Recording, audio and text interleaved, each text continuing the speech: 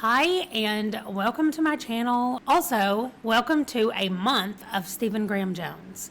They're not all going to be on my channel. I have asked some of my friends who I know like to read Stephen Graham Jones or want to start reading Stephen Graham Jones to just jump in. Also, from now on, I'm just going to refer to him as Stephen or SGJ. Never mind, that's too hard. Just Stephen is who he's going to be from now on. Anyway, I have asked some of my friends if they wanted to read one of his works and talk about it one day in June. So every day in June, there should be a video popping up or doing a review on one of Stephen Graham Jones. See, I just did it. I just have to say his whole name, I guess. I'm sorry. But talking about one of his works, whether it is a short story or a novella or a graphic novel or a full-length novel. So any of the things that he has written, we will be discussing them this month. Now, there are 30 days in June, and he has written way more than 30 things. So if your favorite thing doesn't get done this month, let me know what it is that you want to see, and I'll find one of my friends that have read it, or if I've read it, we will definitely talk about it. Also, if you want to join in on this, there are still some days open toward the end of the month. So let me know if you want to get in on this, and I will send you the link to it. Otherwise, I'm going to be making a lot of those videos toward the end of the month. So without further ado, let's get right into day one. I'm going to be talking about Flushboy. This book is only 184 pages long, and it takes place not just in one day or one night, but over one shift of work at a drive-through toilet. Yeah, I know. It's very bizarre. So this is all told from the point of view of the boy whose father owns this place. So I'm going to read you what the description says on Goodreads, just to give you a taste of what's happening. Over the course of one shift, working the window of his father's drive-through urinal, our 16-year-old Flushboy will have to not only juggle gallons of warm pee and deal with the worst flood ever, it's not water, but he'll have to fend off the urine mafia, solve the citywide mystery of Chickenstein, and win his girlfriend back.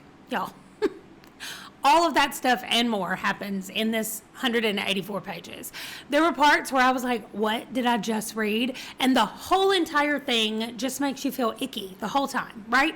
Because the whole time you're like, oh, they're dealing with urine. Like the whole thing, I just felt icky and like I needed to go take a shower the whole time. I wanted everybody in the book to just stop and go get clean. Like it felt like everybody was dirty. Anyway, it was really gross, but at the same time, all of the things that are pointed out here for us do take place over this one shift in the drive-through urinal. And like we get explained how it all works, like when somebody drives up, what they have to do. There's a conveyor belt kind of system, like if you're at the automatic car wash, when you stop your car and it moves forward on its own, it's kind of that situation so that you can do other things other than drive your car while it's going through. There are privacy screens, there are upsells that his dad wants all of the employees to try to get people to buy. There's also the behind the scenes of what's happening with his dad and his mom, and it is just mass chaos in one shift working at the drive-through urinal, and it is hilarious. Like I laughed as much as I cringed, and I just thought it was so good and so funny. And so we're kicking off the month with a disgusting Flushboy book, and mostly because I knew that nobody else would pick this book, and so I picked it early on as a book to talk about and discuss. I saw that it was called Flushboy, and I saw the cover, which you can see is literally a toilet. And I was like, okay, it's going to have something to do with that. I had no idea going into this what it would be about.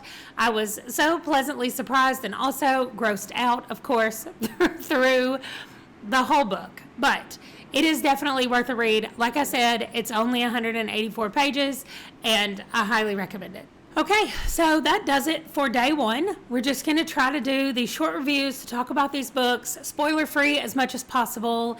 So the next person that's up for day two is Ercy at Cersei's Booked. So I will leave her linked below. Go check out her channel tomorrow. She's going to be talking about another work by Stephen Graham Jones. And I will see you in my next video. Bye, guys.